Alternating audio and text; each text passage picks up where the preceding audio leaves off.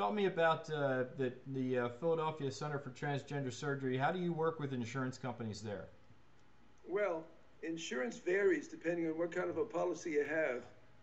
It's good news that more and more insurance companies are now beginning to cover. And in fact, 50 to 60 of the Fortune 500 companies in the United States, very large companies, do cover transgender surgery.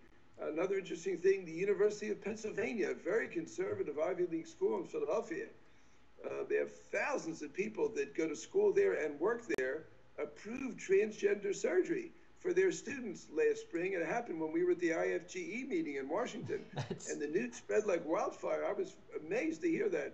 And then 6 months later, and it's actually in effect now, not only the students are covered, but their employees and their staff are also covered. That's Interestingly, fantastic.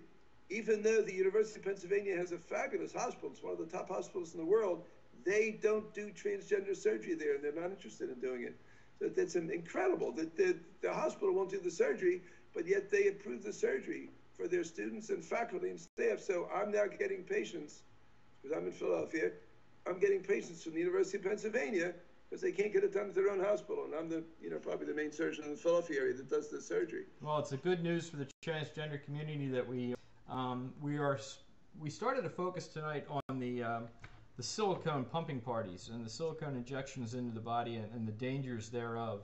Now, tell me the silicone implants. We just finished for a second about the insurance. Oh yeah, sure, go ahead. Because there's some information that people should know. First of all, more than 5% of our patients are now covered by their insurance. And they should know that if an insurance company covers transgender surgery, the company may not pay what the surgeon's fee is. They might pay 50% of the fee, they might pay 10% of the fee, they might pay all the fee. We never know until we write to them. We write a letter of predetermination of benefits to find out what they pay. If they'll put in writing that they'll pay our fee, then we'll just deal with them and we won't require any money from the patient up front. If they won't give us anything in writing, then the patient has to pay for the surgery up front for any of these procedures. And we'll bill the insurance company, we'll work with them, we'll talk to them, we'll write back and forth with them, and we'll send them their bill, and then they will write a check for whatever they decide to pay to the patient. It's important to know that even if they pay $10 for whatever surgery you're having, if as long as it's a covered procedure, the insurance company will pay usually all the hospital bill and all the anesthesia bill. So it can still save a lot of money, even if they say they pay a third or a half of the surgery bill and all of the hospital and anesthesia. Well, that saves someone thousands of dollars. Yes, it does. Yes, it does. So that's good. That's good to know. And a lot of big companies, like I think it's the Ford company, like Microsoft, like the Kodak Eastman company. There are a lot of big companies now that cover this surgery, and actually they cover, close to 100% of the fee. That is really good news, and it's really good news for the community. It's good news for a lot of girls who are looking to transgender or transition in the workplace.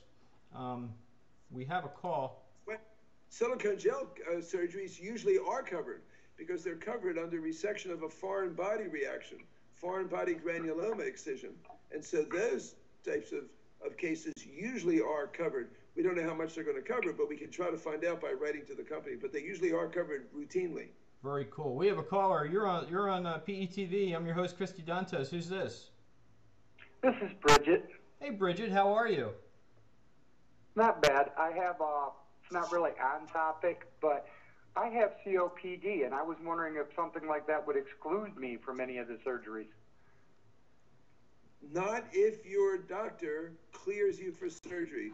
When anyone has a medical problem, I always ask them to go to their physician or to their internist, or if they have a heart trouble, to their cardiologist, and I ask for cardiac clearance for surgery. So the doctor will examine you, examine your lungs. He might want to get an x-ray if you haven't had one in a while. He'll certainly listen to you. He might get some blood studies, and then he'll decide whether or not you can tolerate anesthesia or not. Does that answer your question, Bridget? Oh, are you still there? Yes, thank you. I'm really enjoying the show tonight. Oh, thank you. Thank you for calling. Do you have any other questions? No, that'll do it. Thank you. Thank you. Bye. So really, it's a matter of going to your personal physician and getting him to sign off on any kind of pre-existing conditions that you have, which may or may not exclude you from any surgeries that you do. Right. Right. I've had people that have even had heart attacks in recent years, but they're stable. They don't have any problem now. Their EKGs are stable. Their rhythm is stable. They don't have any acute changes going on, and they've been cleared for surgery. That's really neat. Our guest again tonight is Dr. Sherman Leis, who's the medical director and chief surgeon at the Philadelphia Center for Transgender Surgery. Dr. Leis, what's the most common surgery that you do at your center? I don't know what the most common is. I do a lot of facial feminization surgeries. I do a lot of chest surgery for trans girls. We do breast augmentations if they haven't had enough breast development following hormonal treatment. And for the trans guys, we remove the breasts and convert them into a male chest. We do what we call a subcutaneous mastectomy, usually with nipple or areola reduction, and give them a very masculine looking chest. We get very nice results for that surgery. We do the bottom surgery. We do M to F and F to M surgeries, so we're getting beautiful results in both cases. I'm doing one tomorrow. As soon as we finish this show, I'm seeing a young lady who came down from New York, and we're going to make sure the paperwork is intact and make sure she's all ready and all of her questions are answered. And then I'll pick her up at 5:30 in the morning at my office. I'm probably the only surgeon in the world that picks up their patients and drives them to the hospital because I want to make sure they get there. Fortunately, I live very close to my offices where the surgery center is, and I'll pick her up at 5:30 in the morning. I'll drive her to the hospital. I'll drop her off, and she'll get registered. I'll go have a nice breakfast. We'll come back. They'll have her all ready for surgery, and we're going to do her nose. We're going to do a rhinoplasty and the bottom surgery. Sometimes we do only facial surgery. Sometimes we'll do only chest. Sometimes we'll do it all at once. Sometimes people come in and have the whole thing done in that time you're in the hospital, in one session. The benefit of that is everything heals at the same time, and there's only one downtime. There's only one period of recuperation. And how long is that healing time in most cases? Well, we like them to stay in Philadelphia for about 2 weeks. Our patients come from all over the country, actually from all around the world now.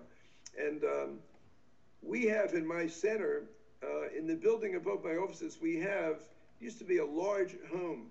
And we've converted the second and third floor into 4 studio apartments. And we rent them out very inexpensively. It's just $50 a night, which is a lot less expensive than any hotel, and certainly the hospital, which is $1,000 a night. And so they save some money that way, and I can see them. I can see my patients once or twice or 3 times a day. In between patients, when I'm having office hours, I run up and down the stairs. Or if they have a problem, they just call up and we take care of it. So that's a very nice thing. It makes me feel good that I can keep a close eye on my patients. Makes my patients feel good that they have access to me every day. And even if I go home at night to go to sleep or on a weekend, I come here every day and they can call me. I can be here in about 2 minutes from where I live. I live in a nice apartment, very close to the office. Very nice. Now, we know that transgendered girls are at the same risk as women for the breast cancer development. What is the biggest cause for breast cancer development in transgendered girls? Can you tell me that? I don't think we know what causes breast cancer in anybody. I wish we did. If I knew that, I'd probably get a Nobel Prize for medicine. So there really isn't any set answer for that question. No, I don't have a set answer for that question. I don't know what causes breast cancer. Are girls that are on spironolactone for more than 5 years, 6 years, is that a contributing factor in any way? I don't know. I really don't know. And if there are any specific questions that I don't know in fields that I'm not an expert, because I don't consider myself an endocrinologist, I'll get the answer from an endocrinologist, and I do that. People write to me from all over. And by the way, if anybody has any specific questions that we don't catch tonight, I'm up till 1 o'clock every night answering emails. So just you can email me to our center here. It's Dr. Sherman, doctor with no period, Dr. Sherman Leis, Leis, at drshermanleis.com. And I take a stack of emails home with me every night. I dictate the answers, and my office types them up the following day. But any questions that I can answer most of them, but certainly all the surgical questions I can answer. But any complicated medical questions or questions related to endocrinology, I call up one of our endocrinologists, because we have a whole team of specialists that are part of our trans team here, and we can get expert answers to any question, and we can get people treated for any problem that they might have. I recommend people see endocrinologists for their hormone treatment. Don't buy hormones through the mail and treat yourself. Go to an endocrinologist who treats trans people, who has experience in it, or some other doctor who has experience using hormones on trans people, and then they'll examine you, make sure it's safe to take hormones. They'll give you the proper doses. They'll take a blood test once in a while to make sure you're at an effective level and a safe level.